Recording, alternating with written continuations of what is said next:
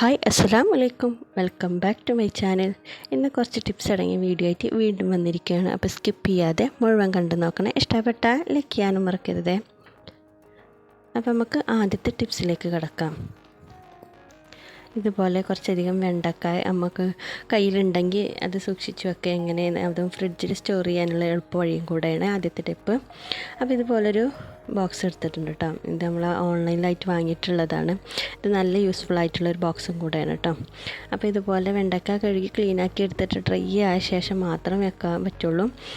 അഥവാ വെള്ളത്തിൻ്റെ ഒരു അംശം പോലും ഉണ്ടെങ്കിൽ ചെയ്യാൻ സാധ്യത ഉണ്ടാകും. അപ്പോൾ ഇതുപോലെയൊക്കെ സ്റ്റോർ ചെയ്ത് വെച്ചാൽ ഒരാഴ്ച 2 ആഴ്ചത്തോളം ഇരിക്കുന്നുണ്ട് കേട്ടോ. പിന്നെ എടുത്തിരിക്കുന്നത് നമ്മുടെ പച്ചമുളകാണ്. അതിൻ്റെ ഞെട്ടി ഇങ്ങനെ കളഞ്ഞ ശേഷം എടുത്ത് വെക്കുകയാണെങ്കിൽ നമുക്ക് കുറച്ചധികം ദിവസം തന്നെ ഉപയോഗിക്കാവുന്നതാണ് കേട്ടോ. ഞെട്ടി ഇരിക്കുമ്പോഴാണ് അതിൽ പെട്ടെന്ന് ചീച്ചിലും കാര്യങ്ങളൊക്കെ വരുന്നതും എല്ലാ പച്ചമുളകും കൂടെ കേടുവന്ന് പോകാൻ സാധ്യത ഉള്ളത്. അപ്പോൾ ഈ രീതിയിലൊക്കെ നിങ്ങളൊന്ന് ട്രൈ ചെയ്ത് നോക്കിയിട്ട് നമുക്ക് ഫ്രിഡ്ജിൽ കുറച്ച് ദിവസം സ്റ്റോർ ചെയ്യാവുന്നതാണ്. നെക്സ്റ്റ് ടിപ്പ് കണ്ടു നോക്കാം.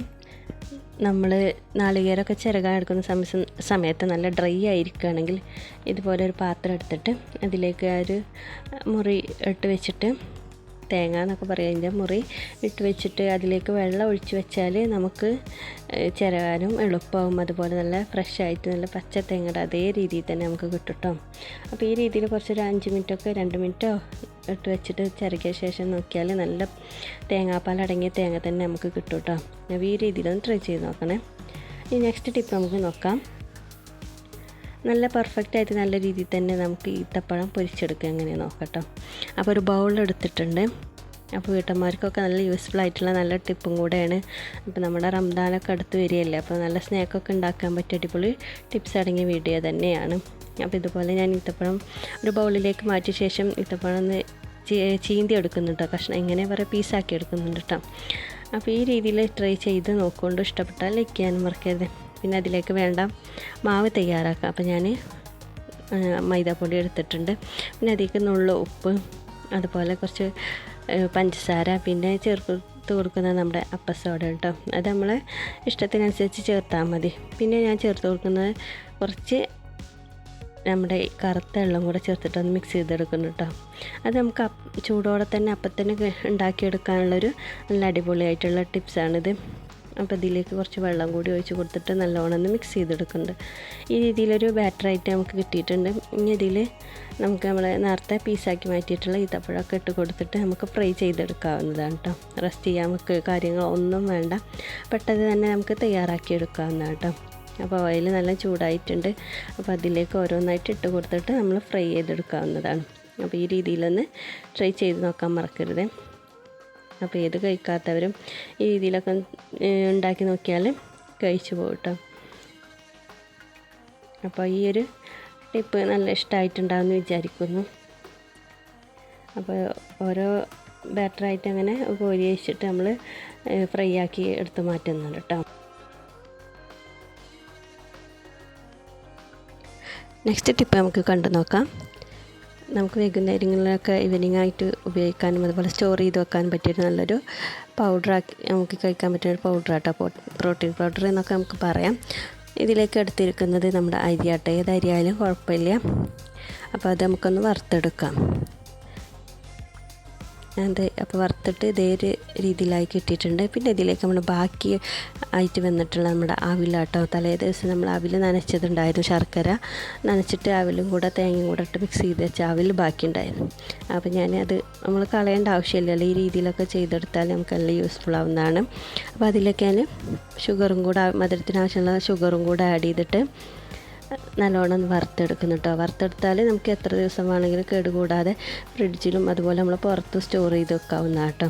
അപ്പോൾ ഇതൊന്ന് നമുക്ക് ചൂടായ ശേഷം നമുക്കൊന്ന് പൊടിച്ചെടുക്കാവുന്നതാണ്. മിക്സിയുടെ ജാറിലിട്ടിട്ട് അത് നല്ല ഫൈനായി തന്നെ പൊടിച്ച് കിട്ടിയിട്ടുണ്ട്. അപ്പോൾ ഇതുപോലെ ബാക്കി വന്ന അവിലോ കാര്യങ്ങളൊക്കെ ഉണ്ട്. ഈ രീതിയിലൊക്കെ ഒന്ന് ട്രൈ ചെയ്ത് നോക്കാൻ മറക്കരുത് കേട്ടോ.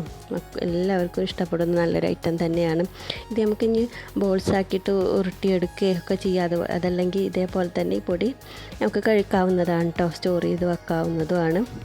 നല്ല ടേസ്റ്റി ആയിട്ടുള്ള ഹെൽത്തി ആയിട്ടുള്ള നല്ലൊരു സംഭവം കൂടിയാണ്. ട്രൈ ചെയ്ത് നോക്കാൻ മറക്കരുത്.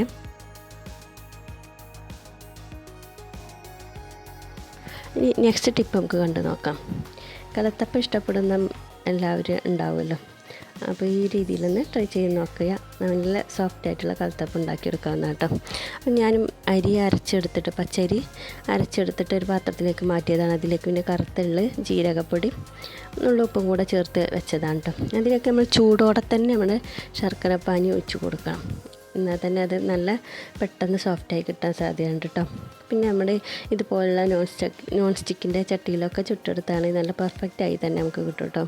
ഈ രീതിയിലൊക്കെ രണ്ടും കൂടെ ശ്രദ്ധിച്ചാൽ തന്നെ നമുക്ക് നല്ല ഈസി ആയിട്ട് തന്നെ ചുട്ടെടുക്കാവുന്ന കേട്ടോ. അപ്പോൾ അതുപോലെ ഉള്ളി ഇഷ്ടമുള്ളവർക്കൊക്കെ ഉള്ളി ഇതുപോലെ ഒന്ന് മൂപ്പിച്ചെടുത്തിട്ട് അതിലേക്ക് ഒഴിച്ച് കൊടുക്കാവുന്നതാണ്. 1-2 തവിയൊക്കെ ഒഴിച്ച് കൊടുത്തിട്ട് നമ്മുടെ ആവശ്യത്തിന് പാകത്തിൻ്റെ വലുപ്പത്തിനനുസരിച്ച് നമുക്ക് ഒഴിച്ച് കൊടുക്കാവുന്ന കേട്ടോ. അതുപോലെ അടച്ച് വെച്ചിട്ട് ചെറിയ തീയിൽ കുറച്ച് സമയം നമുക്ക് വെയിറ്റ് ചെയ്ത് ചെയ്യാവുന്നതാണ്. അത് നമ്മൾ സോഫ്റ്റ് ആയിട്ടുള്ള നല്ല ടേസ്റ്റി ആയിട്ടുള്ള കലത്തപ്പം റെഡി ആയിട്ടുണ്ട് കേട്ടോ. അപ്പോൾ കലത്തപ്പം കൊണ്ട് ശരിയാവാത്തവർക്കൊക്കെ ഈ രീതിയിലൊന്ന് ട്രൈ ചെയ്ത് നോക്കുകൊണ്ടു. നല്ല ഈസി ആയിട്ട് തന്നെ നമുക്ക് പെട്ടെന്ന് ചുട്ടെടുക്കാവുന്നതാണ് കേട്ടോ. നമ്മൾ കാണുമ്പോൾ തന്നെ അതിൻ്റെ സോഫ്റ്റ്നെസ്സൊക്കെ നിങ്ങൾക്ക് അറിയുന്നതായിരിക്കും. ഏതുണ്ടാക്കാൻ അറിയാത്തവർക്ക് ഈ രീതിയിലൊക്കെ ഉണ്ടാക്കി നോക്കിയാൽ പെട്ടെന്ന് തന്നെ ഉണ്ടായി കിട്ടുന്നതാണ്. അപ്പോൾ ഞാൻ എള്ളിട്ട കാരണം എള്ളൊക്കെ ഒന്ന് മുകളിൽ ഇങ്ങനെ കാണുന്നുണ്ട്. അതുപോലെ തേങ്ങ നമുക്ക് ചേർത്ത് കൊടുക്കാം കേട്ടോ. ഞാൻ തേങ്ങ ഇതിലേക്ക് ഇട്ടിട്ടില്ല. അപ്പോൾ നമ്മളെ അടിപൊളിയായിട്ടുള്ള കലത്തപ്പം റെഡി ആയിട്ടുണ്ട് കേട്ടോ. അപ്പോൾ ഈ രീതിയിലൊക്കെ ഒന്ന് നിങ്ങളും ട്രൈ ചെയ്ത് നോക്കാൻ മറക്കരുത്. ഇനി നെക്സ്റ്റ് ടിപ്പ് നമുക്ക് കണ്ടു നോക്കാം. നമ്മൾ ചിക്കൻ നല്ല ഗ്രേവിയോടെ ഉണ്ടാക്കാൻ വേണ്ടിയിട്ടുള്ള നല്ലൊരു ടിപ്സാണ് കാണിക്കുന്നത് കേട്ടോ. അതുപോലെ അതിലെ മസാല ചിക്കനിൽ കളറൊക്കെ പിടിക്കാൻ വേണ്ടിയിട്ട് നമ്മൾ കളർ ചേർക്കേണ്ടെന്ന് ആവശ്യമില്ല. നമ്മുടെ അരപ്പ് തന്നെ നല്ല രീതിയിൽ തയ്യാറാക്കി എടുത്താൽ മതി കേട്ടോ. അപ്പോൾ ഞാനൊരു ബൗൾ എടുത്തിട്ടുണ്ട്. അതിലേക്ക് കുറച്ച് മുളകും പൊടി, ചിക്കനൊക്കെ ആവശ്യമായ മസാലപ്പൊടികളൊക്കെ ചേർത്ത് കൊടുക്കുന്നുണ്ട് കേട്ടോ. നമ്മുടെ ചിക്കൻ മസാല, മല്ലിപ്പൊടി, മഞ്ഞൾപ്പൊടി, മുളകും പൊടി, കുരുമുളക് പൊടി, അങ്ങനെ ഉള്ള എല്ലാ മസാലകളും ചേർത്ത് കൊടുക്കുന്നുണ്ട്. പിന്നെ നമ്മുടെ ഉപ്പ്, നമ്മുടെ സ്പൈസസിനായിട്ട് നമ്മുടെ കുരുമുളക് കൂടെ അങ്ങനെ ഫ്രഷ് ആയിട്ടിട്ട് കൊടുത്തിട്ട് വെള്ളം കൂടെ ഒഴിച്ച് കൊടുത്തിട്ട് നല്ലോണം ഒന്ന് മിക്സ് ചെയ്തെടുക്കുക കേട്ടോ. ഈ രീതിയിൽ മസാല ഉണ്ടാക്കിയിട്ട് നമ്മൾ ഉള്ളി തക്കാളി വഴറ്റിയതിലേക്ക് ഒഴിച്ച് കൊടുത്താൽ നമ്മൾ ചിക്കൻ നല്ല ഗ്രേവി ആയിട്ട് നല്ല തിക്കായിട്ട് തന്നെ കിട്ടും കേട്ടോ. അപ്പോൾ ഈ രീതിയിലൊന്ന് ട്രൈ ചെയ്ത് നോക്കാൻ മറക്കരുത്. പെട്ടെന്ന് തന്നെ നമുക്ക് ചിക്കനൊക്കെ നല്ല ടേസ്റ്റിൽ തന്നെ ആയിക്കിട്ടും കേട്ടോ. ഇനി നെക്സ്റ്റ് ടിപ്പ് നമുക്ക് കണ്ടു നോക്കാം. നമ്മൾ തക്കാളി കുറച്ചധികം നമ്മുടെ കയ്യിൽ കിട്ടിയിട്ടുണ്ടെങ്കിൽ ഇതുപോലെ ഒരു ബൗളിലേക്ക് കഴുകി ക്ലീനാക്കി എടുത്ത് മാറ്റി വെക്കുക. ക്ലീനാക്കി മാറ്റി വെച്ച ശേഷം നമുക്കതിൽ വെള്ളമൊക്കെ ഒന്ന് വാർത്തെടുക്കാം കേട്ടോ. വെള്ളമൊക്കെ ഉണ്ടെങ്കിൽ ഒന്ന് തുടച്ചെടുത്താലും മതി. അതേപോലെ അപ്പോൾ തക്കാളി എടുത്തിട്ടുണ്ട് കേട്ടോ. നല്ല ക്ലീനായിട്ടുള്ള നല്ല തക്കാളി തന്നെയായിരുന്നു. ഈ തക്കാളിയുടെ ഈ പോർഷൻ ഉണ്ടല്ലോ, ഇതിലേക്ക് നമുക്ക് ജസ്റ്റ് ഒന്ന് ഓയിലൊന്ന് തേച്ച് കൊടുത്താൽ മതി കേട്ടോ. ഇങ്ങനെ തേച്ച് കൊടുത്ത് സ്റ്റോർ ചെയ്ത് വെച്ചാൽ നമുക്ക് കുറച്ച് കാലം ഉപയോഗിക്കാവുന്നതാണ് കേട്ടോ. അപ്പോൾ ഏത് ഓയിലായാലും കുഴപ്പമൊന്നുമില്ല.